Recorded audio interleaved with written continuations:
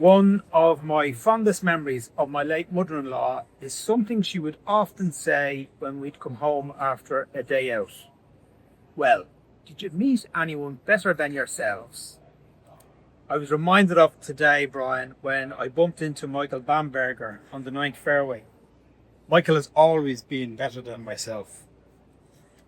He has written about golf for some of the most prestigious titles in America, and his book, To the Links Land, is an all-time classic. But what I love most about Michael is his mind.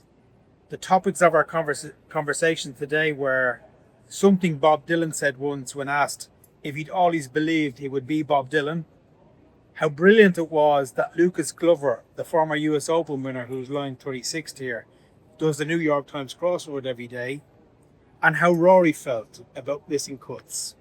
Where do you want to start? Maybe the cuts. Yeah, we'll start with the cuts, yeah. Not a great day for the Irish. Right, let's start from Seamus, please. Seamus Power, yeah. I mean, Seamus needed to have a decent round today. He needed to shoot up their par. It's going along nicely.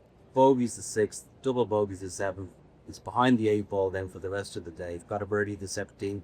Would have needed to make it 2 at the last, as it turned out, to make the cut, and another missed cut for Seamus. Got a few bad breaks in round 1. And he's just not getting the breaks at the moment. What's happening? Yeah, because, obviously that injury that he had when he was very much attached for right, it took place for Rome.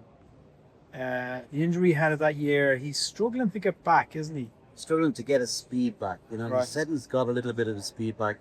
He's still maybe 5% down on what he was before, 5, 6, 7, 8 yards, which is, another club difference. Makes a big difference to these guys. And it's just, it's so difficult out there that the margins are so fine that he's just finding it hard just to get a little run together, So he's going through a bit of a bad patch at the moment. If you're watching this, Seamus, I have an absolutely sincere apology to make, because I don't think I've ever felt as mortified as I did today when I was chasing. I'd been with Rory, and I knew Shane was about to finish, and I knew he was on the bubble making cuts, so I sprinted up, literally sprinted from the 15 tee box to the back of the 18 tee, and there's a roundabout way of getting onto it. And as I was cutting around the back, who do I actually almost bump into? Only Seamus. And he looks at me, and I look at him, and I'm not expecting to see him, and I'm kind of thinking, I know he's not going great, but to go. And I'm thinking, oh sweet Jesus. And anybody else but Seamus would say, whichever, okay, how about taking some interest in me? But I was just cut short, and he's such a great fella. Yeah, we were the same. We were coming down to watch, Shane finish the time, and Shane's just traipsing up the hill at the didn't figure the bogey. How are you, lads? Obviously don't want me today. We were waiting to see what Shane had done. Because Shane had a tough day as well, and missed the cut by a shot. Anyway, Seamus, I am so sorry. It won't happen again. Let's talk about Padraig now, Brian. 2 over. Yeah. We won't be apologising to Padraig, will we not? It's not Padraig's first rodeo, is it? No. But it was just typical Padraig Harrington type of round. Grinding. I went out to see him, on the. Yeah. Okay. So there's the theme, right? Yeah. How badly does it hurt Padraig to miss cuts? Like really badly. He hates missing cuts. He hates missing cuts. What is it, Brian? Is it just because the context of Michael asking me about Rory was something that he had learned from Tom Watson and Jack Nicklaus over the years? Like they hated missing cuts. And I get a sense of the same thing with Paul. Yeah, because you can find it. You might not be playing. He's not playing as great as at the moment. He said that. He came in here not feeling the greatest about his game. Had chats with Bob Rotella to try and get the head in the right place. Didn't really work out yesterday. He felt a bit better about it today. Maybe underclubbing a bit. He said he was struggling with his clubbing, but he was, he was thereabouts, knocking in 10-footers or par, grinding over things, getting down on one knee as he does with his bad knee.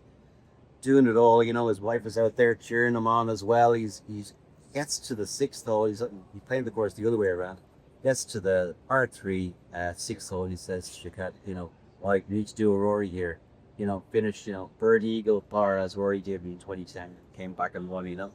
Birdie's So he 3-put at the he birdied the 7, he birdied the 8th. When he comes to the 9th, and he needs to make a par. He thinks to be on the bubble, be on 2 over card, gets it up and down for the green side, 3-footer, spent forever riding over this 3-footer, knocks it in, comes off, and straight on the phone, looking at the statistical website that tells you the odds of making a cut. Isn't that remarkable, the kid? All he's done. Yeah. So all he's done. Really, he's a model of And he sort of thinks, of everything, you know what? really. I could maybe win another one of these. Maybe if I just find something tomorrow, Yeah. I get out there early, Yeah. get a little bit of, mojo going, and all of a sudden he's into a senior major next week as well. And so he's always searching. He'll never stop looking for the secret. Now, That's when I met Michael Bamberger, I was on the night fair. I was actually following Shane, yeah, and I'd followed Shane from the second through to the night when I met Michael. And when Michael asked about missing cuts, I said, "Well, there's a guy who hates missing cuts," meaning Shane. Like, yes, one of the best performances I've seen this year was the cut that Shane made at the Players. Like, how hard. The word is grind. I mean, he really, really did grind to make that cut and ended up with a good finish. And he was really trying today on a course that he doesn't like to do the same. And it came a bogey on the 8th was, I think, what he was getting some momentum going. yeah. But going back to your point about why these guys. Well, I said to Shane, like, you've got such a great life. You're 10th in the world. You're doing so well. Okay, you lost in Philadelphia. He said, look, we're competitors. Yeah. They don't want to kill you. They want to win. Yeah. They want to win all the time when they have a chance. But yeah, he said he had some momentum going. He was going good. He was going well. When he had to shoot under par today to make it cut. Comes to the 8th hole to short par 4. So 292 yards was this drive. Yeah. Hit driver off the tee. Yeah. Hit drive 292 yards, and he got 70 yards to the pin, I think, for the second A shot. little bit less than it was something around that anyway. Yeah. Yeah. And you could see that the ball landed, ran a little bit, and rolled into a pitch part, not his pitch part, somebody else's pitch part. Yeah. He just landed and bumped and embedded it with a upper league. So then, all hell broke loose. Then after that, Shane got very annoyed, and it wasn't with the rules officials saying, "No, you're not getting the drop." It was with an ESPN reporter who was there and jumped in, sort of put his oar in and said, Right. "What are you getting involved in this for?" Because he's Right. already feeling bad. He's had Right. faults. She's another bit of bad luck. Just what I fucking need at this Yeah. course, which hates me. And what are you getting involved for? He said, "That's not your pitch mark. That was somebody else's picture." And then it shows that he wasn't annoyed with the rules official.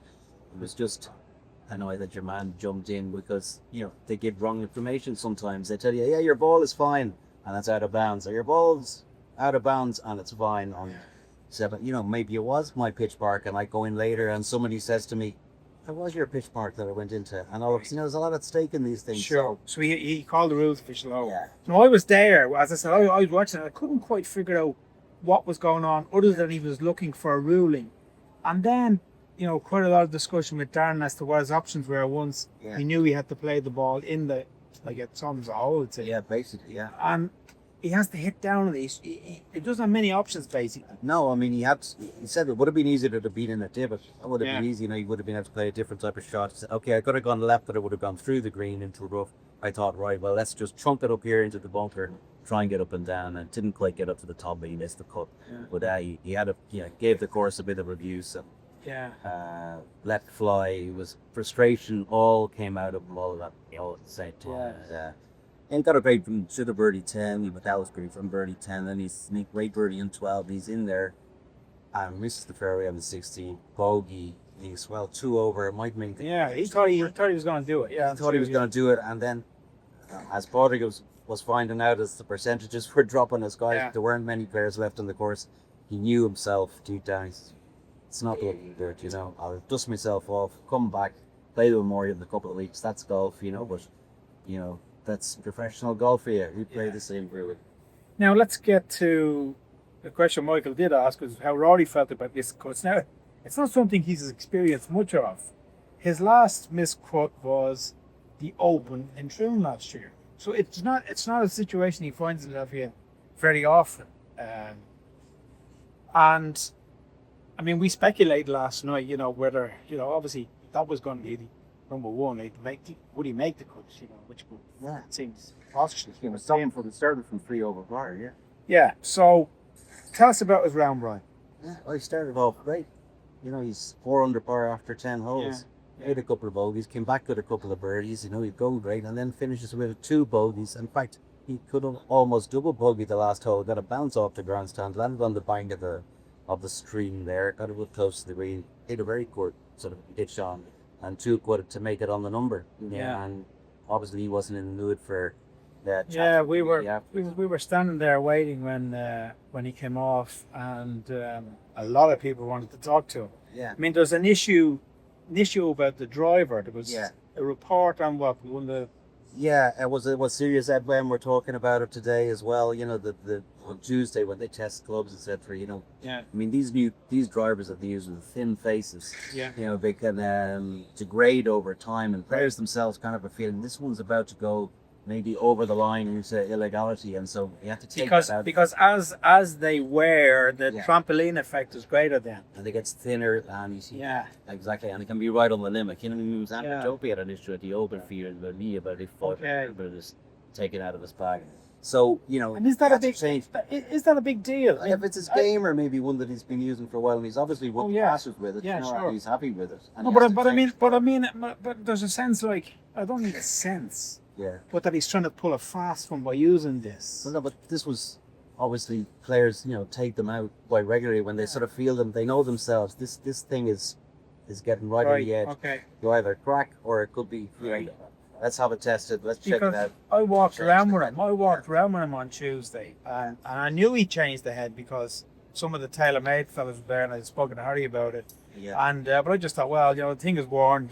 But I didn't realise there was this kind of deal where if it gets worn, then actually, there's a Could be a problem. Yeah. it could be a problem. It could be a problem. Okay. Yeah, so did it affect him on Thursday? We don't know because he hasn't spoken to us. He didn't speak yesterday, didn't speak today. So I think that was why people were there. It wasn't so much about the finish, I'm having just about I'm what's going on. I'm having a disastrous week here because if we spoke with this last night and we thought, and you made the point about Padraig and Yeah. his mood, like when Padraig won the Open, like there's a crash after. Yeah. And I disagreed. I said, no, I saw him at the press conference.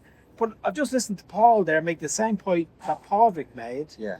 And you look at the last 2 days, doesn't talk to the media yesterday, didn't talk to the media today, Yeah. wasn't happy today. Well, either day. And you kind of think, I'm reminded of something he said when he walked into the media centre, when he won the Masters. What are we going to talk about now? It's almost like he's got to figure out where he is and what he wants. And But yeah, it is. We'd like to talk to him. It'd be nice to hear what he has to say about it. Maybe he has to say, think up something that what he wants to say. I don't know. All I know is he's 9 shots behind. Yeah. He's 9 shots behind. Now he was 7 shots behind here in 2010. Yeah. Made the cut on the number and 66-62 won by Cork. Don't know if that's going to happen this week because the course is particularly difficult. But he's in for the weekend and It's kind of a new. I mean, you wouldn't know what not a lot of people in here. I mean, there's not many left as usual here. With 2 of the last, but a lot of people not happy with him for Masters champion, Grand Slam winner. Sure. Not stopping to talk. Yeah, and you can understand, they There's are. a tradition of it as well. Yeah. Yeah. I mean, Padraig Harrington Yeah. will talk every time. Has But that. that's Yeah, Padraig. I sure. think he needs the outlet and he likes the little bit of the exchange of views and maybe it helps him get his thoughts straight in his own head. But who knows, Lowry? I think he needs to be tired, to be honest. I think you're right. I do think there's been a huge element of that, the emotional toll. Yeah. He probably needs a couple of weeks off maybe and just a total reset maybe. I don't know. Yeah. Well, he's not getting any younger, He's 36. 36. 36. Not 22 like Tom McGibbon. Tell us, Brian, about Tom McGibbon. Exactly, you mentioned Tom McGibbon, who's having a terrific tournament so far. Third major, third putt made. Played great today. Bogey free. After his first subpar round in the major yesterday, you're thinking that this is going to be his first bogey fan. Got a mud ball on the middle, missed the green left, nearly got nipped out the park. But he was happy out. He was very happy with himself. Very pleased that he's, it's finding this easier in a way than the weekly Verdi Fest that they have on Lidbog. He's enjoying it, but playing with all these stars and learning from them. He's saying, he said he actually finds it easier for discipline and having to plot his way around and take on these difficult shots. is keeping him focused, Right.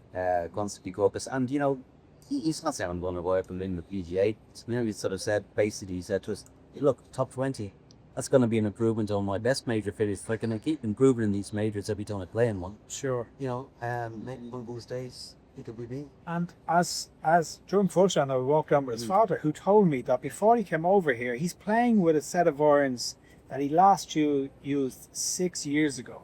So he basically sent his father back home, opened into the attic, pulled out this set of irons that he used last year 6 years ago. I mean, jeez. It's have a feel for things. Exactly, that's the thing. Yeah, A feel. for things, yeah. He's looking for a Get feel. the Stradivarius out of the attic. Because he did say coming in here that, you know, like he was around 100 or whatever, 10 in the world, and I think, well, they'll invite me because I'm close to the top one. Seems play well in the last 2 live events of us. Just I'm talking my way out of this invite. Right. So he was a little bit nervous. He was waiting for that email to drop in, and it did drop in, and he's justified it by playing great so far, you know, so fair play. Now we've a better leaderboard. Yeah. Some improvements on the leaderboard. Let's carry that. Jonathan Vega still leads on 8 under. Yeah. Matthew Pavon, 6 under. Matt Fitzpatrick making a comeback now after a very poor spell of form. Yes. Also on 6 under. And then Max Homa, same thing. Going through a very 64, yeah. Yeah, he's 5 under with Scotty Scheffler 5 under. Scotty Scheffler. So wow, Scotty, you're looking at him Scotty again. Scheffler, not playing his best. Yeah, 5 under. yeah, It's brightly. that's It's right. like Godzilla out there, isn't it? You know, so I wonder, is that part of the Lowry's frustration that, you know, he got to 1 under. He was actually within 2 shots. I think Scheffler was at 3 under at one stage. So come back to 3. yeah. And when Rory's at 1, he's only 2 shots. Maybe Reeled him back in quite a bit. Yeah, Because that he beat him one- by 5 yesterday. You don't want to Yeah. be giving Scotty Scheffler No. 7 shots. I wonder, is that part of the frustration? Absolutely. You reckon? So Well, some people might say that's your bleeding job to find out. So maybe we go. maybe he'll talk to us tomorrow. Maybe we'll talk to us tomorrow, or we go looking for some answers. Anyway, thanks for tuning in.